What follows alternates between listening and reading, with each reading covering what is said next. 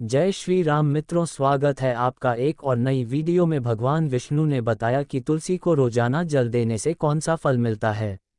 एक समय की बात है, माता लक्ष्मी ने भगवान विष्णु से पूछा, हे प्रभु, आप तो तीनों लोकों के स्वामी हैं, आपकी तीनों लोकों में पूजा होती है, सभी आपकी कृपा पाने के लिए उत्सुक रहते हैं, फिर भी आप इस तुलसी के पौधे की पूजा क्यों करते हैं? इसे रोजाना जल क्यों चढ़ाते हैं? मैं इस तुलसी के पौधे को जल चढ़ाने का महत्व जानना चाहती हूँ।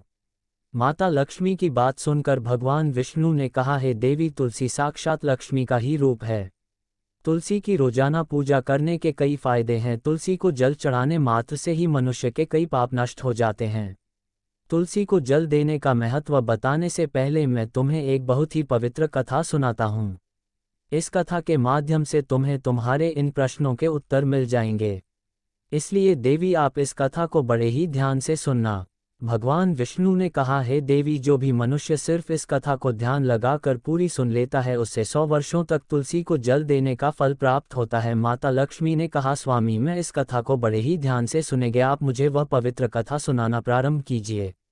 बहुत समय पहले की बात है, किसी नगर में एक ब्राह्मण रहता था। उसका जन्म तो ब्राह्मण कुल में हुआ था, लेकिन उसके कर्म नीच प्रवृत्ति के थे।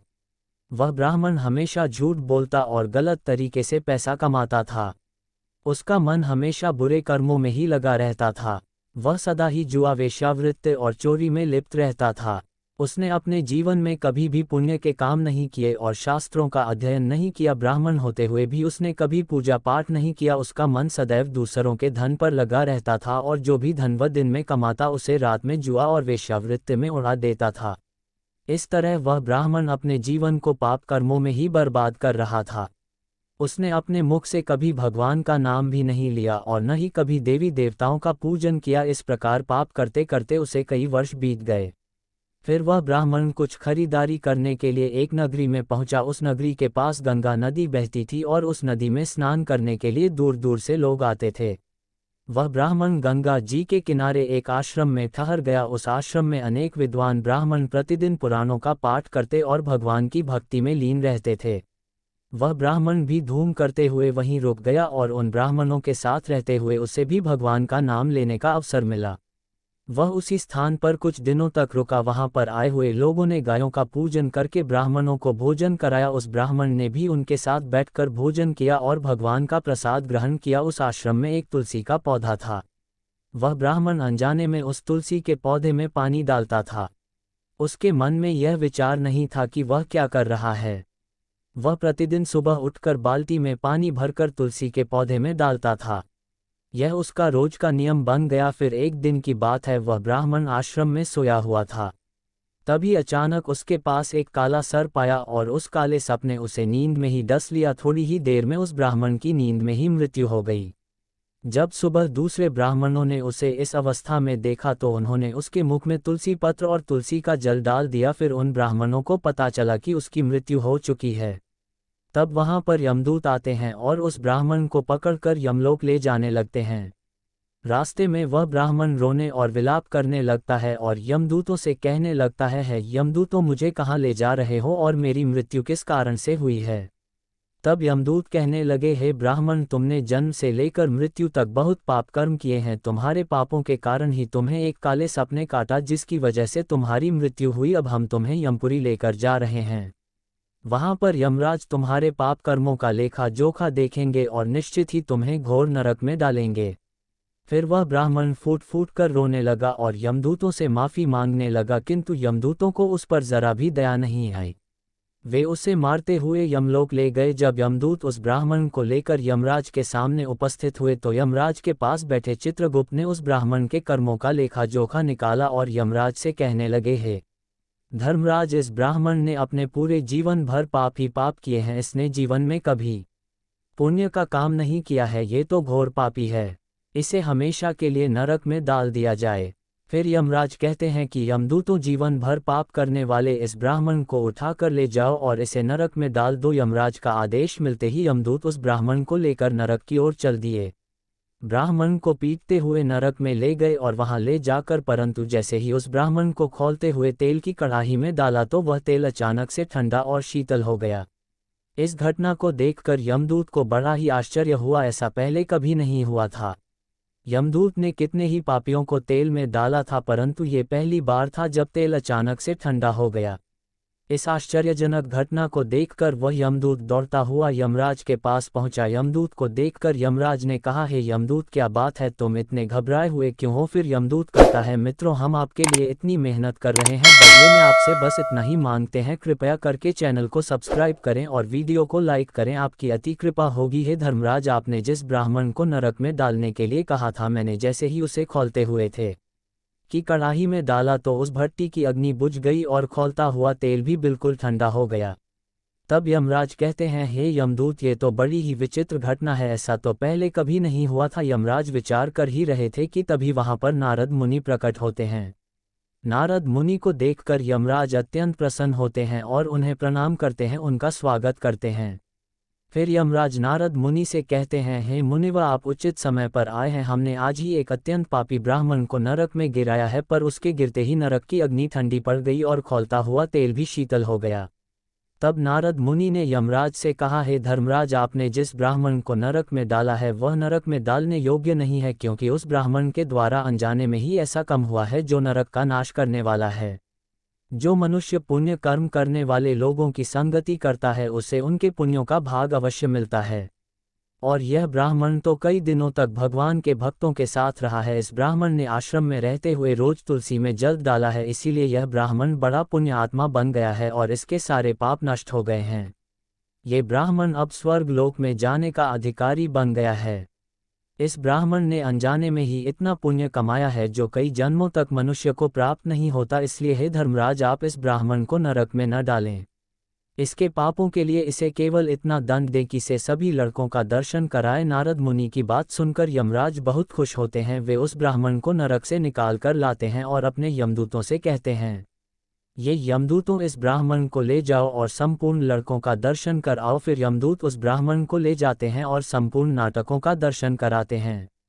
भगवान विष्णु ने कहा, हे देवी, इस प्रकार यमदूत उस ब्राह्मण को संपूर्ण नाटकों का दर्शन कराते हैं और उसे यक्षलोक में ले जाते हैं। फिर वह ब्राह्मण एक यक्ष बन जाता है। भगवान विष्णु कहते हैं, हे देवी, वनस्पतियों में मुझे तुलसी प्रिय है, मासों में कार्तिक मास और तिथियों में एकादशी प्रिय है, इसलिए जो मनुष्य रोज तुलसी की पूजा करता है और तुलसी को जल अर्पित करता है, वह मनुष्य मुझे सबसे अधिक प्रिय है।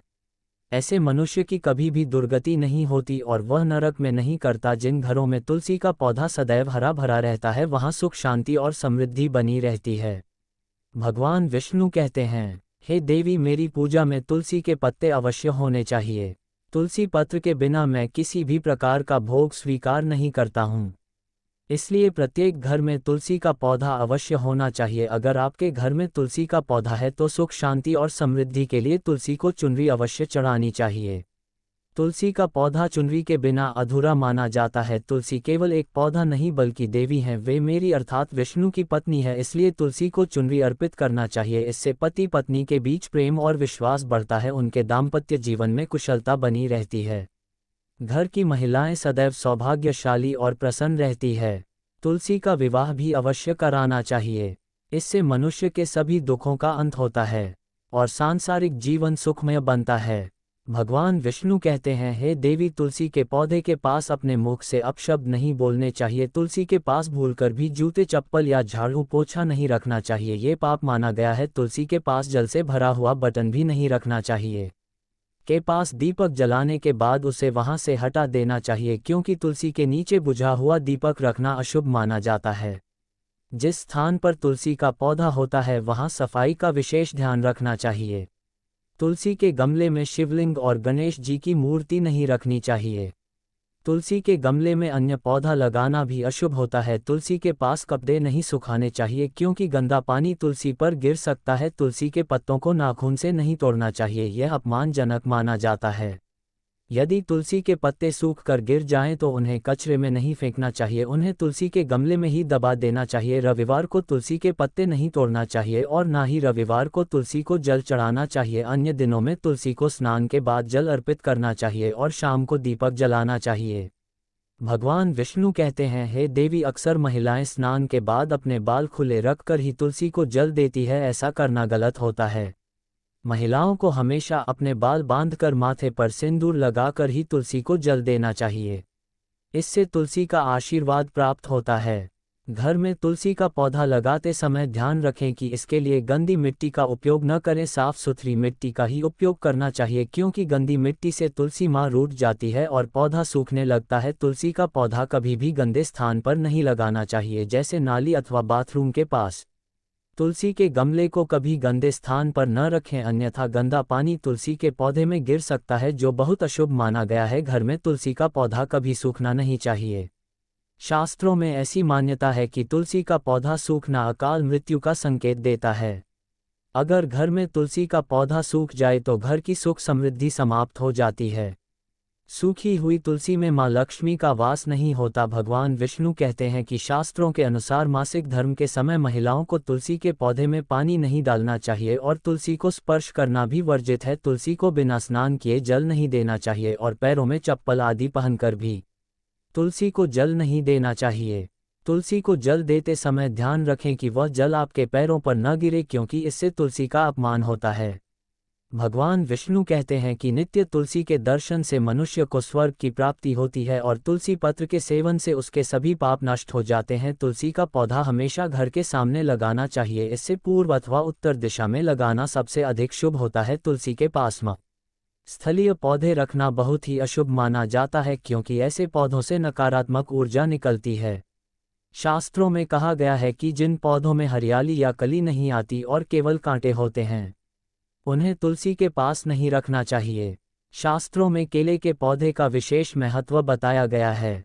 अगर तुलसी के पास केले का पौधा लगा दिया जाए तो कई गुना अधिक लाभ प्राप्त होते हैं। केले के पौधे में देवी स्वयं लक्ष्मी का वास होता है। इसे तुलसी के पास लगाने से घर में सुख समृद्धि आती है। तुलसी के पौधे में शालिग्राम भी अवश्य रखना चाहिए। तुलसी के गमले में शालिग्राम रखने से तुलसी का प्रभाव और भी अधिक शुभ हो जाता है। शालिग्राम भगवान विष्णु का निराकार रूप माना गया है। ये काले रंग का पत्थर होता है, जिसे विलक्षण और मूल्यवान माना गया है। अगर इसे तुलसी के गमले में रखा जाए तो घर से समस्त नकारात्मक ऊर्जा नष्ट हो जाती है। घर में एक ही शालिग्राम की पूजा करनी चाहिए। भगवान विष्णु कहते हैं, हे देवी, मेरी मूर्ति से अधिक उत्तम शालिग्राम की पूजा करना है। शालिग्राम को चंदन लगाकर उस पर तुलसी पत्र रखना चाहिए। प्रतिदिन शालिग्राम को पंचामृत से स्नान कराना चाहिए। ऐसा करने से मनुष्य के सभी जन्मों के पाप नष्ट हो जाते हैं। शालिग्राम सकारात्मकता और सात्विकता का प्रतीक होता है। इस प्रकार भगवान विष्णु ने माता लक्ष्मी को तुलसी के पौधे को जल देने का महत्व बताया और घर में तुलसी का पौधा लगाने के सभी नियम बताए। मित्रों, आप सभी माताओं और बहनों एवं भाइयों को हमारी सुनाई गई यह कथा अच्छी लगी हो तो कृपया हमारे चैनल को सब्सक्राइब करें और वीडियो को लाइक करना ना भूलें। मिलते एक और नई वीडियो। धन्यवाद।